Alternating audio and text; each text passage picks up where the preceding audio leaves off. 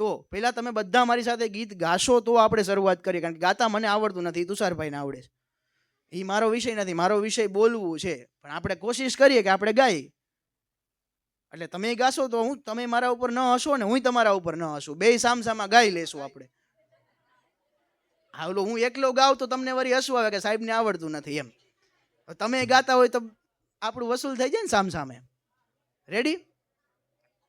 મારા પછીની બીજી લાઈન તમારે રિપીટ કરવાની, જેને આપણે ઝીલવું કહીએ.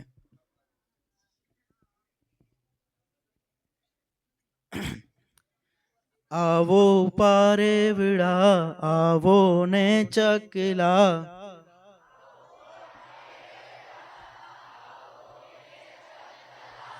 ચોકમાં દાણા નાખ્યા છે.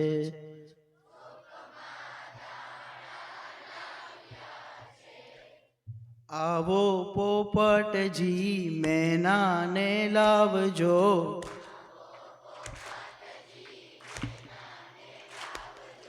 ચોકમાં દાણા નાખ્યા છે.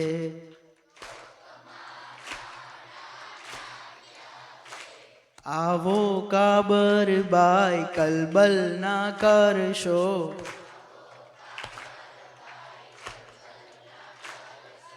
ચોકમાં દાણા નાખ્યા છે.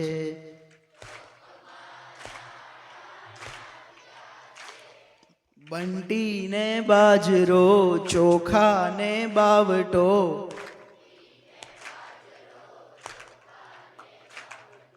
ચોકમાં દાણા નાખ્યા છે.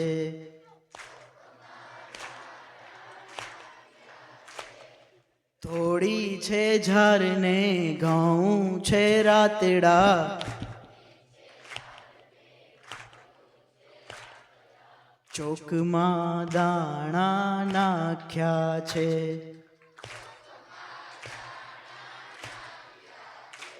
કૂતો નહીં આવે બિલ્લી નહીં આવે,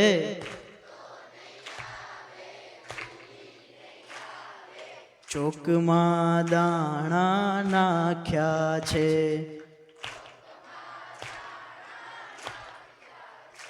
નિરાતે ખાજો ને નિરાતે ખૂંદજો,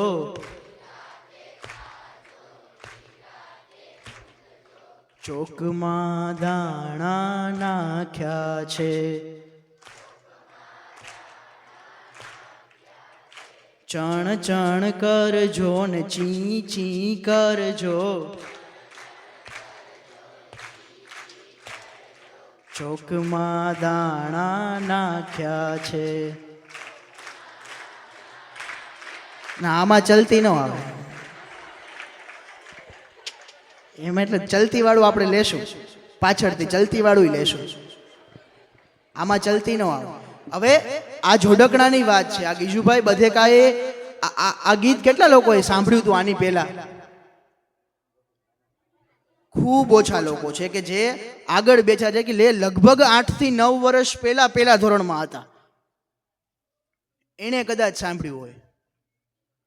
તો ગીજુભાઈ બધેકાએ આ જોડકણા દ્વારા, આ બાળ ગીતો દ્વારા એ કેળવણી આપણને આપી છે કે એ બાળપણને બોલાવે છે કે આવો પારેવડા આવો ને ચકલા ચોકમાં દાણા નાખ્યા છે. એ બાળપણને બોલાવે છે કે તમે આવો. અને એની અંદર સાથે કહે છે કે પોપટની હારે કોણ હોય બાળકોને. હા, તો બાળકોને આ શીખવવું કેવી રીતે? તો આવા બાળગીતોથી બાળકને શીખવી શકાય કે પોપટની સાથે મેના હોય. કાબરબાઈ આવજો, કલબલ ના કરજો, એણે એવું કીધું. પછી બંટી ને બાજરો ચોખા ને બાવટો, આપણું પૌષ્ટિક આહાર જે છે એની વાત આજથી 1 સદી પહેલા ગીજુભાઈ ખૂબ સહજતાથી કરી છે.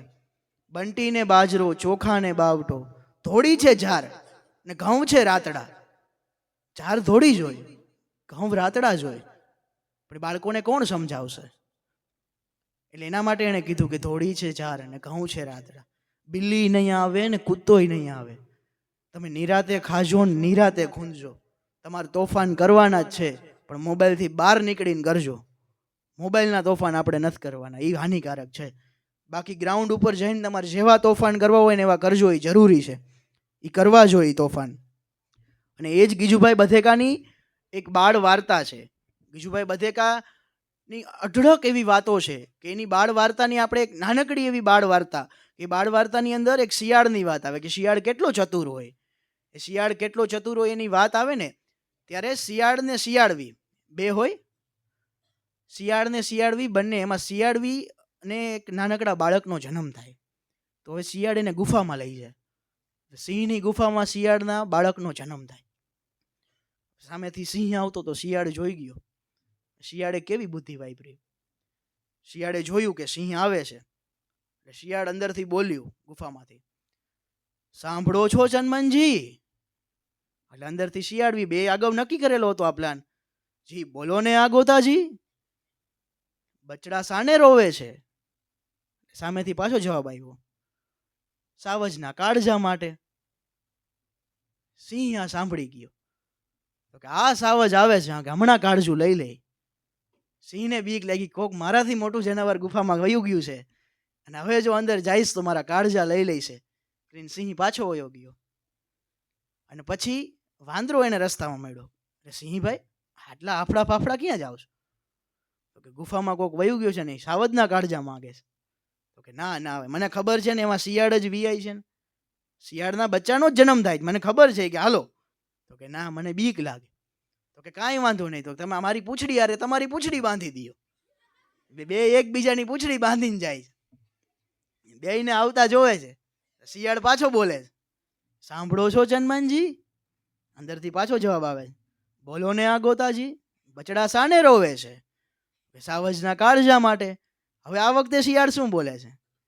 વાંદરો ભાઈબંધ આવે છે, સાવજના કાળજા લાવે છે.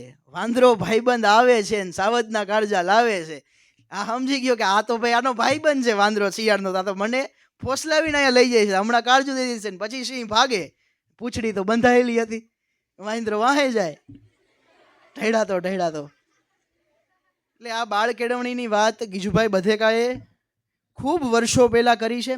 અને ત્યારે મારે અહીંયા બેઠેલા શિક્ષકોને પણ એક વિનંતી કરવી છે કે આપણા માનનીય વડાપ્રધાન નરેન્દ્રભાઈ મોદીએ એમના એક ભાષણ દરમિયાન એવું કહેલું કે છેલ્લા એક સર્વે દરમિયાન ભારતના આમાં અટકવાનું એટલે છે કે આ ખૂબ ગંભીર વાત છે અને ખૂબ અફસોસ કરવા જેવી વાત છે કે ભારતના 135 કરોડ જનતાનો એવરેજ મોબાઈલનો વોચ ટાઈમ 6 કલાક જેટલો છે. આપણે એક દિવસની અંદર ભારતનો દરેક નાગરિક 6 કલાક જેટલો મોબાઈલ વાપરે છે. કબાટમાં એક પુસ્તકે આત્મહત્યા કરી છે, એમાંથી એક સુસાઇડ નોટ નીકળી છે. સુસાઇડ નોટમાં આરોપીનું નામ લખ્યું છે મોબાઈલ. પુસ્તકોએ આત્મહત્યા કરી છે, કબાટમાંથી એક સુસાઇડ નોટ નીકળી છે, સુસાઇડ નોટમાં આરોપીનું નામ લખ્યું છે મોબાઈલ. વાર લાગશે સમજતા, આવતી બોધ સભામાં સમજાય તો પણ વાંધો નહીં, પણ સમજાય એ જરૂરી છે. તો આ એવરેજ વોચ ટાઈમ 6.5 કલાકનો છે, 6 કલાકનો છે, જે દુનિયાના બીજા દેશો કરતાં ઘણો વધારે છે. અને આપણા માટે ખૂબ ગંભીર વાત છે કે આપણે શોર્ટ વિડીયોઝ અને રીલ્સ, ભારતનો એક દરેક નાગરિક એક એવો ટાઈમ પાસ કરી રહ્યો છે કે જેમાંથી કોઈ જ પ્રકારની ઉપજ નથી. રીલ્સનો એક પણ કોમેડી વિડીયો કે એક પણ એ વાત કે જેની અંદર જે લોકો નાટકો કરે છે એની એક પણ વસ્તુ એવી નથી કે જેમાંથી કોઈ પણ પ્રકારની ઉપજ થતી હોય. અને એની અંદર આપણે આપણા દિવસનો 6 કલાકનો સમય બગાડીએ છીએ. લોકો એવું કહે છે કે યુપીએસસી ને જીપીએસસીની તૈયારી કરવા માટે સાહેબ 6 કલાક વાંચવું પડે. એ નથી વચાતું. તો 6 કલાક આપણે મોબાઈલ જોઈ શકીએ છીએ. મલપ્પુરમ જિલ્લાના કલેક્ટર, હું તમને ખૂબ સુંદર મજાની વાત કરવા જઈ રહ્યો છું. આપણે હવે 3 વ્યક્તિની વાત સાંભળવાની છે. મલપ્પુરમ જિલ્લાના કલેક્ટર જ્યારે એના જિલ્લાની સફરે હતા ને ત્યારે આવી રીતે તમારા જેવા બાળકોને મળ્યા. અને કલેક્ટરે એકદમ વાન કાળો, જરા પણ મેકઅપ ન કરેલું, અને મહિલા હતા પોતે. એટલે બાળકો સાથે ખૂબ જ એટલી દ્રઢતાથી વાત કરી, એટલી સુંદર મજાની વાત કરી કે બાળકો એમનાથી પ્રભાવિત થઈ ગયા. એ બાળકો પ્રભાવિત થઈ ગયા ને પછી બાળકોએ એમને પ્રશ્ન પૂછ્યો. એમાંથી એક બહેને પ્રશ્ન પૂછ્યો કે મેડમ તમે મેકઅપ કેમ નથી કર્યો? ને પછી કલેક્ટરે ખૂબ સુંદર જવાબ આપ્યો કે હું ઝારખંડ જિલ્લાના આદિવાસી વિસ્તારમાંથી આવું છું. મારા માતા પિતા એક ખાણનું કામ કરે છે કે જે ખાણની અંદર ખૂબ નજીવા વેતને લોકોને કામે રાખવામાં આવે છે. આજથી વર્ષો પહેલાં મારા માતા પિતા, મારી બહેન અને મારો મોટો ભાઈ, આટલા લોકો અમે એમાં રહેતા હતા. અને ખાણનું કામ કરતાં કરતાં એમાં એક એ ટાઈમે એવો કડાકો થયો કે એ બધી વસ્તુ થઈ કે જેની અંદર મારા માતા પિતા, મારો ભાઈ, કે જેની અંદર એક મીકા કરીને એક વાયરસ આવે કે જે ખાણમાંથી ઉત્પન્ન થાય ને તમારા શ્વાસમાં જાય ને તો તમને રોગ થાય મીકાથી. આ વૈજ્ઞાનિક કારણ છે કે મીકાથી તમને એવો રોગ થઈ શકે. તો આમાં એ બધા જ લોકો કે મૃત્યુ પામ્યા. અને હું એક જ વધી હતી ને પછી અગતિ મંદિર હતું ત્યાં હું પહોંચી અને પછી સરકારી નોકરીની તૈયારી કરીને આજે કલેક્ટર બની છું. આટલી વાત કરી, વિદ્યાર્થીઓ ખૂબ પ્રસન્ન થયા. પછી બેન વયા ગયા. બેન કોણ છે ખબર છે તમને? કોઈ કહી શકશે? ખૂબ સરસ. ભારતના મહામહિમ રાષ્ટ્રપતિ દ્રૌપદી મુર્મુ એ જિલ્લાના એ કલેક્ટર હતા. એટલે અને આવી જ એક બીજા રાષ્ટ્રપતિની ઘટના, ભારતના બંને રાષ્ટ્રપતિઓની ઘટના. બીજા એક રાષ્ટ્રપતિ, એક બાળક તમારી જેમ જ શાળામાં ભણતો હતો. હું કહું છું ને કે મોબાઈલે આપણી કલ્પના શક્તિને મારી નાખી છે. તમે આજે જ્યારે અહીંથી નિશાળેથી લેસન આપવામાં આવે છે ને તો તમે ઘરે મોબાઈલમાં જોઈન કરો છો. ખરેખર શિક્ષકોને હું અહીંયાથી કહેવા માંગીશ કે તમારા જે પણ વિદ્યાર્થી છે એના માટે પતંગનો કલર તમે જો કહેશો ને કે પીળો છે તો એના માટે પતંગનો કલર પીળો જ છે. એના માટે બીજા કોઈ કલરની પતંગ છે જ નહીં દુનિયામાં. કારણ કે તમારી પાસે કલ્પના શક્તિ નથી. તમારા માટે આમાં મોબાઈલમાં આવીનું લેસન કીધું કે 1 ને 1 3 થાય તો તમે કરીને આવશો. તમારી પાસે પોતાની કોઈ જ કલ્પના શક્તિ નથી. અને કલ્પના શક્તિ જ્યાં સુધી નહીં જાગે ને ત્યાં સુધી કોઈ પણ સપનાઓ જોવા અશક્ય છે. એટલે એ બાળક રૂમમાં બેઠો હતો. એક એમના શિક્ષકનો પીરિયડ, ગણિતના શિક્ષકનો પીરિયડ ચાલતો હતો અને આકાશમાં જતું પ્લેન વારંવાર જોવે છે. અને રોજ એ બાજુ એની દિશા ભટકે ને રોજ પ્લેન નીકળે ને રોજ એ જોવે. પછી એક દિવસ શિક્ષકે નક્કી કર્યું, તું રોજ કેમ તારી દિશા ભટકી જાય છે? હું બોર્ડમાં ભણાવું છું અને તું રોજ બારીએથી જોવે છે. સાહેબ હું પેલું પ્લેન જોઉં છું. એટલે પ્લેન એક દિવસ શિક્ષક એને જોવા લઈ જાય છે કે ચાલ, શિક્ષકની ભૂમિકા શું હોય? તારું ધ્યાન કાલથી ન ભટકવું જોઈએ. હું તને પ્લેન એરપોર્ટે જઈને બતાવું. એરપોર્ટે જઈને સાહેબ એ વ્યક્તિને પ્લેન બતાવે છે. ત્યારે એ બાળક એ સાહેબને વચન આપે છે કે સર, હવે તમે મને પ્લેન આજે બતાવ્યું છે તો હું સારામાં સારો પાયલોટ બનીને બતાવીશ એમ. ત્યારે એ પાયલોટ બનવાની વાત હતી કે હું સારામાં સારો પાયલોટ બનીને બતાવીશ. અને એ વ્યક્તિ ભારતના બીજા એક રાષ્ટ્રપતિ ડૉક્ટર અબુલ પાકીર જૈનાબુદ્દીન અબ્દુલ કલામ, કે જે દુનિયાના સારા એવા મિસાઇલ મેન તરીકે આપણે જેને ઓળખીએ છીએ, એ મિસાઇલ મેન ક્યાંથી જન્મ્યો? તે દિવસે એ પ્લેન જોયું હતું ને ત્યાંથી જન્મ્યો. ચાલું પ્લેન આકાશ સુધી જ નહીં, એ તો એનાથી અવકાશ સુધી જઈ શકે એમ છે. આવી ઘટનાઓથી જ કંઈક ને કંઈક જન્મતું હોય છે, કંઈક ને કંઈક બનતું હોય છે. આમાંથી કેટલા લોકો પ્રવાસમાં જાય છે? ડુંગરાના પ્રવાસમાં ગયા હશો બધા. કોઈ પણ એક ડુંગર, એ ગિરનાર હોય, ઓસમ હોય કે પછી પાવાગઢ હોય, ચોટીલા હોય, આપણે ડુંગરના પ્રવાસે ગયા છીએ, બરાબર છે. હવે તમારી અંદર મને એક કોઈ પણ વિદ્યાર્થી 5મા 6ઠા 7મા વાળો જવાબ આપશે કે ભણવામાં કેટલા વિષય આવે છે? બેન, કોઈ પણ એક બેન ઊભા થઈ જાઓ. આપણે ડુંગરામાં ફરવા જાય, વાતને કનેક્ટ કરજો, બહુ મજા આવશે. આપણે ડુંગરાઓમાં ફરવા જઈએ છીએ, ઘણા બધા ડુંગરાઓ ફર્યા છીએ. પહેલા એક સબ્જેક્ટનું નામ બોલો કોઈ પણ. ગણિત. ફરવા જઈએ તો શું કરવું પડે? પહેલા શું હોવું જોઈએ આપણી પાસે તો આપણે ફરવા જઈ શકીએ? હવે એના માટે શું કરવું પડશે? હિસાબ કરવો પડશે. જવાનો કેટલો ખર્ચો થાય છે. હવે આ સિવાય પર્વત ઉપર આપણે ફરવા જવાનું છે. જો અહીંયા જઈને ટ્રેકિંગ કરવું હોય તો એના માટેના કેલ્ક્યુલેશન લાગશે કે અહીંયાથી આટલા ફૂટની દોરી હોય તો જ ટ્રેકિંગ થાય. પહેલો સબ્જેક્ટ ક્લિયર? આ પાછળથી કહીશ. બીજો વિષય ગયો, બીજો વિષય ગણિત આવી ગયો. સામાજિક વિજ્ઞાન. જો તમે ઓસમ પર્વત ઉપર ફરવા જાઓ છો, જે પાટણ વાવ ખાતે આવેલું છે, અથવા તો તમે ગિરનાર ઉપર ફરવા જાઓ છો, તો આની સાથે ઇતિહાસની ઘણી બધી ઘટનાઓ જોડાયેલી છે. જે તમને અહીંયા જઈને જાણવા મળે છે કે ઓસમ પર્વતનું નામ ઓસમ શું કામ પડ્યું, કે કારણ કે ઓમ જેવો દેખાય છે. ત્યાંથી આજથી વર્ષો પહેલા એકમાત્ર એવું જૈન મંદિર કે જે સિદ્ધ ચક્રથી સિદ્ધ થયેલું છે એ ઓસમ પર્વત ઉપર છે. આ વાત આવી આપણા સ્થાપત્યોની, જે સામાજિક વિજ્ઞાનમાં આવે છે. ત્રીજો વિષય વિજ્ઞાન. અહીંયા ઘણી બધી એવી વનસ્પતિઓ હશે ડુંગરામાં, જેમ કે રાયણ. રાયણ એક એવી વનસ્પતિ છે કે જે ડુંગરાની અંદર હોય છે અને 12 માસ લીલી જ રહે છે. આ વિજ્ઞાનની વાત છે. અહીંયા ઘણી બધી એવી વનસ્પતિઓ હશે કે જે દવામાં ઉપયોગમાં આવતી હશે. આ સાથે જ વિજ્ઞાનની વાત આપનો એક વધારાનો વિષય બીજો કોઈ, અંગ્રેજી. હવે લેંગ્વેજ, આ ભાષાઓની વાત આવે છે. અંગ્રેજીની વાત આવે ત્યારે જો તમે ટ્રેકિંગ કરો છો ડુંગરાઓ ઉપર, તો ટ્રેકિંગ કેટલા લોકોએ, કોઈએ ટ્રેકિંગ કરેલું એવા ખરા કોઈ? Okay, done. આમાંથી કોઈ પણ વ્યક્તિ મને કહેશે કે ટ્રેકિંગ સમયે એક આપણને પગ ઉપર એક પેલું પહેરાવવામાં આવે છે, શું કહેવાય? સેફટી બેલ્ટ જે પહેરાવવામાં આવે છે ને શું કહેવાય? એનું એક પર્ટિક્યુલર નામ છે. Seat harness. વેરી ગુડ, જોરદાર તાળીઓ થઈ જાય બાળક માટે. Seat harness. સીટ હાર્નેસ, કેરેબિનર, પછી બખોલ્સ હોય ને, એના માટે એક પર્ટિક્યુલર નામ હોય. Seat harness, carabiner. હવે ઇંગ્લિશની વાત આવે ને ત્યારે ભાષાની વાત આવે. દુનિયાના કોઈ પણ, તમને ખૂબ જ જાણવા જેવી વાત કહું, દુનિયાના કોઈ પણ પર્વત ઉપર તમે ટ્રેકિંગ કરવા માટે જાઓ ને, બધી જગ્યાએ સીટ હાર્નેસ ને સીટ હાર્નેસ જ કહેવાય. એનું કોઈ ગુજરાતી નામ નથી ને એનું કોઈ ઇંગ્લિશ નામ નથી. શું કામ?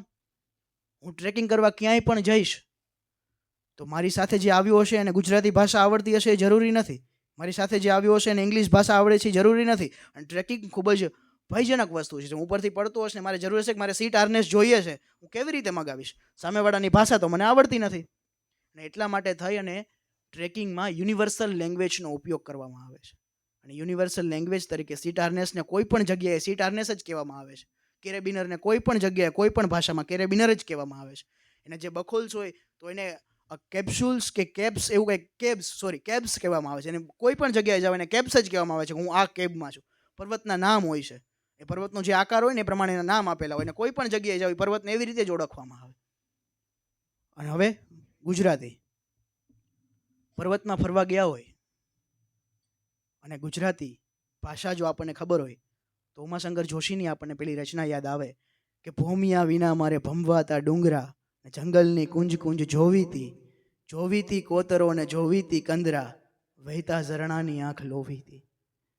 ભોમિયા વિના મારે ભમવાતા ડુંગરા ને જંગલની કુંજ કુંજ જોવીતી, જોવીતી કોતરો ને જોવીતી કંદરા, વહેતા ઝરણાની આંખ લોવીતી. તો આ ગુજરાતી ભાષાની આપણી કવિતા છે જે આપણને ડુંગરાઓમાં જઈને અચૂકપણે યાદ આવવી જોઈએ. શા માટે યાદ ન આવે? આભાર આપનો. હવે આમાં શા માટે કીધું? ઉમાશંકર જોશીની આ રચનાઓ, ઇંગ્લિશની કોઈ પણ વાત, વિજ્ઞાનની કોઈ પણ વાત, કારણ કે સાહેબ અહીંયાથી નીકળેલો દરેક બાળક એવું કહે છે કે ભણવાનું કામ ક્યાં આવશે? નીકળેલો દરેક બાળક એવું કહે છે કે ભણવાનું કામ ક્યાં આવશે? તમે ખાલી એક સામાન્ય પર્વતના પ્રવાસમાં ગયા ને, તમારા 7 વિષય આવ્યા. આનાથી વધારે બીજું તમારે શું કામ લાવવું છે?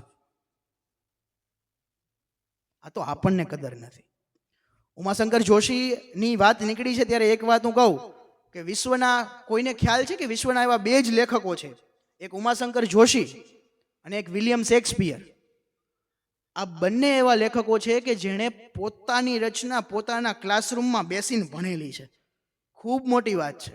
ઉમાશંકર જોશી જ્યારે અમદાવાદની એક વિદ્યાલયની અંદર ભણતા હતા ને ગંગોત્રી નામની એની કવિતા ભણાવવામાં આવી રહી હતી, પોતે ક્લાસમાં બેઠા હતા ને શિક્ષક એવું કહે છે, અને ત્યારે કાકા સાહેબ કાલેલકર નામના શિક્ષકને, હેડમાસ્ટર હોય છે ત્યારે કાકા સાહેબ કાલેલકરને બોલાવવામાં આવે અને શિક્ષક એમ કે આ વિદ્યાર્થી મને ક્યારનો ભણાવવા નથી દેતો, હું ગંગોત્રી ભણાવું છું તો વચ્ચે વચ્ચે બોલ કરે છે સાહેબ, અને કંઈક કયો ને તમે. અને ત્યારે કાકા સાહેબ કાલેલકર એવો જવાબ આપે કે સાહેબ ઈ ગંગોત્રી એણે લખેલી છે, તો ઈ તમે ખોટી રીતે ભણાવશો તો ઈ કહેવાનો જ છે ને.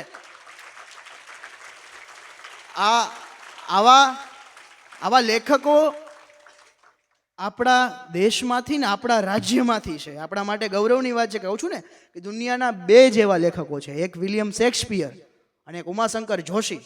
કે જેણે પોતાની રચના આવી રીતે ક્લાસરૂમમાં બેસીને ભણેલી છે, કે એમણે જ લખેલી હોય ને સાહેબ ભણાવતા હોય. એની ઉંમર તો મોટી નહીં હોય. હમણાં જ અહીંયાથી વાત થઈ કે ચેસના ગ્રેન્ડ માસ્ટર તરીકે જાણવા જેવામાં બેને કીધું, તો હમણાં જ વર્લ્ડનો ચેસ ચેમ્પિયન સૌથી નાની ઉંમરનો ગુકેશ સૌથી નાની ઉંમરનો ચેસ ચેમ્પિયન છે. હવે અમારા શૈક્ષિક શિક્ષકો બેઠા છે, કે હું છું, કે સાહેબ છે, કે તુષારભાઈ છે, કોઈ પણને હવે એનો રેકોર્ડ તોડવો હશે તો અમારાથી શક્ય બનશે? અમારી તો ઉંમર વહી ગઈ, કારણ કે 18 વર્ષની વયે ચેસ ચેમ્પિયન બની ગયો છે. એનો રેકોર્ડ તોડી કોણ શકશે? તમે બધા તોડી શકશો. એના માટે શરૂઆત તમારા હાથથી કરવી પડશે. અમે હવે નથી કરી શકવાના, કારણ કે એને એક પેરામીટર્સે બાંધી દીધું છે. તો આવી ઘણી બધી વાતો છે. જ્યારે માતૃભાષાની વાત આવે ત્યારથી મને ખૂબ આનંદ થયો કે અહીંયાથી જ્યારે ભગવદ્ ગીતાનો એક શ્લોક બોલાવવામાં આવ્યો, હનુમાન ચાલીસા થઈ, એ વાજિંત્રો સાથે કરવામાં આવી. કદાચ સરકારી શાળાઓને આજે બદનામ કરવામાં આવે છે, પણ સાહેબને મારે અત્યારે જ વાત થઈ, સરકારી શાળા શું કામ, સરકારી શાળાને આપણે શા માટે એવું કહે છે કે સરકારી શાળાના બાળકો તોફાન કરતા હોય, ના કરતા હોય, પણ સરકારી શાળાનો બાળક જ્યારે સ્કૂલે જાય છે ત્યારે સવારે ઉઠીને પહેલાં અહીંયા જઈને ત્યારે એ ક્લાસ વાળે છે એની જાતે. એ પટ્ટાવાળા નથી હોતા, એની જાતે એ ક્લાસ વાળે છે. એ જાતે ક્લાસ વાળીને એક જણો પ્રાર્થના સભાની તૈયારી કરતો હોય, એક તમારી જેમ તબલા ગોઠવતો હોય, એક જણો પાણીનું માટલું હોય એ ભરતો હોય, અને પછી સાહેબે જેમ કીધું કે હવે એ ક્લાસમાં ભણવા બેસે, પછી એને કચરો નાખવાનું મન થાય, કારણ કે કાલ સવારે તો એને જ વારવાનું છે.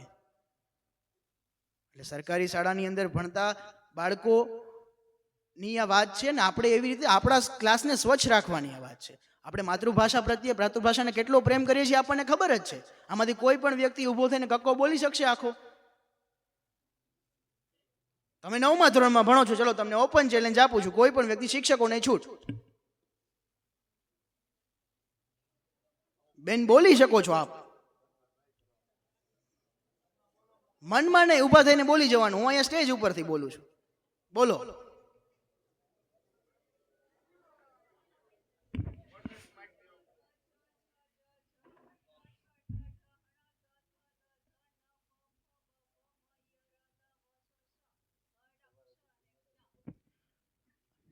ખૂબ ખૂબ જોરદાર તાળીઓ. હવે સાંભળો, હવે એક વાત સાંભળો. અપ્રેષિત પત્રની અંદર મહાત્રેયા રા, આ નામ યાદ રાખજો તમે, મહાત્રેયા રા નામના એક લેખક છે. અપ્રેષિત પત્ર કરીને એમની એક પુસ્તક છે. એ પુસ્તકની અંદર એવું લખે છે કે શિક્ષકની કાંઈ પણ ભૂલ હોય તો આપણે એ ભૂલને તોડીને આપણે એનાથી હોશિયાર છે એવું સાબિત કરવાનું નથી. એકની પાછળ 4 મીંડા હોય તો 10,000 થાય, પણ એક મીંડું એમ કે હું આગળ વયું જાઉં એકડાથી, એક ઈ શિક્ષક છે, એની પાછળ 4 મીંડા છે, આ ચારેય એના વિદ્યાર્થી છે.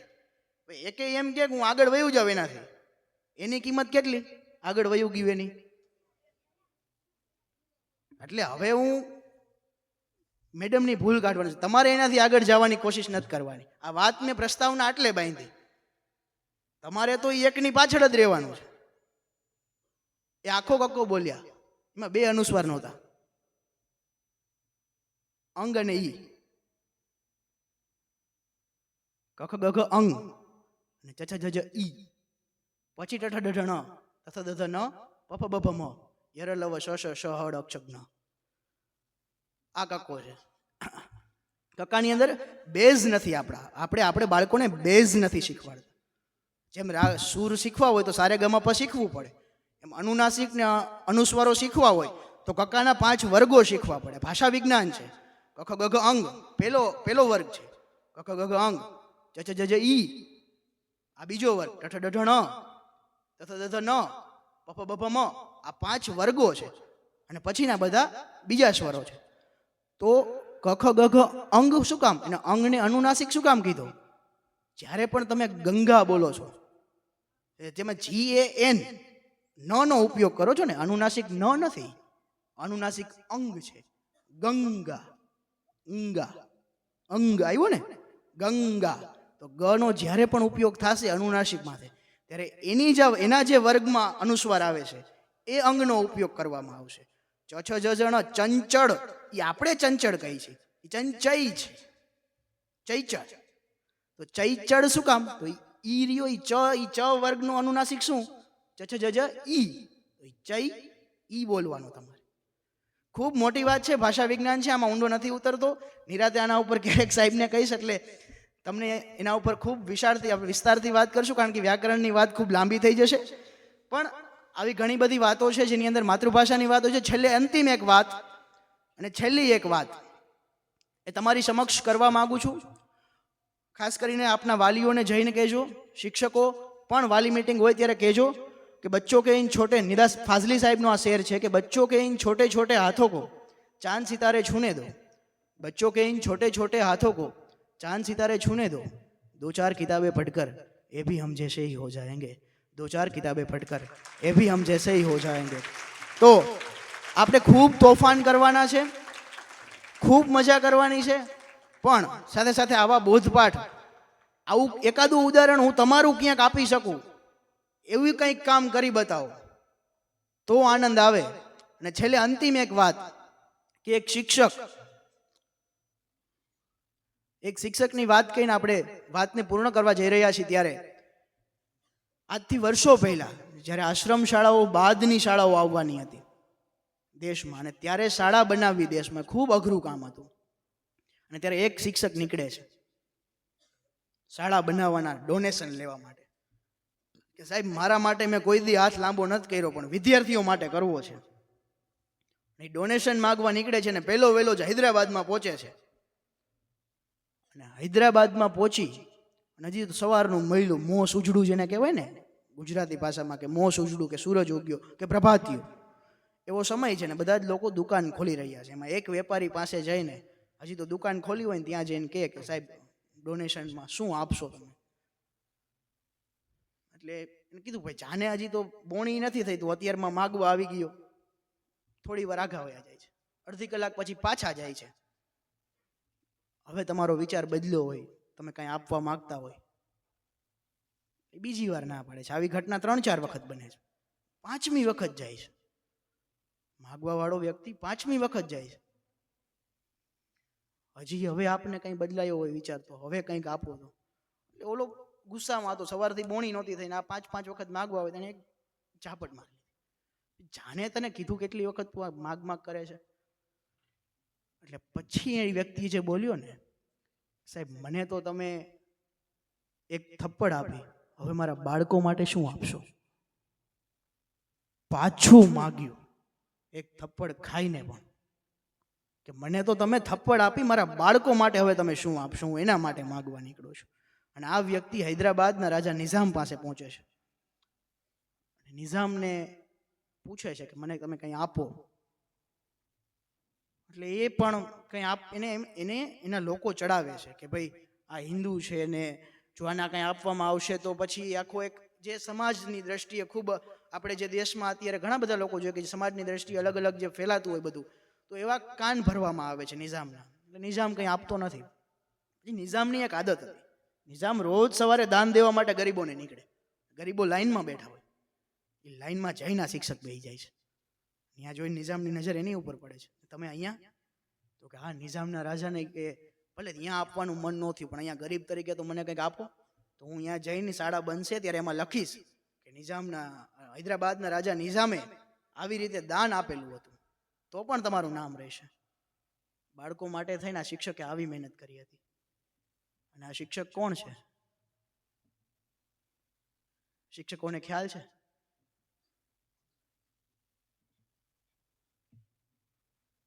આપને ખ્યાલ હોવો જરૂરી છે કે આપ આ ફિલ્ડમાં છો અને આપના આદર્શ સમાન એક શિક્ષક કે જેને આજથી વર્ષો પહેલા શાળા બનાવવા માટે થઈને આવું મોટું કાર્ય કરેલું હતું.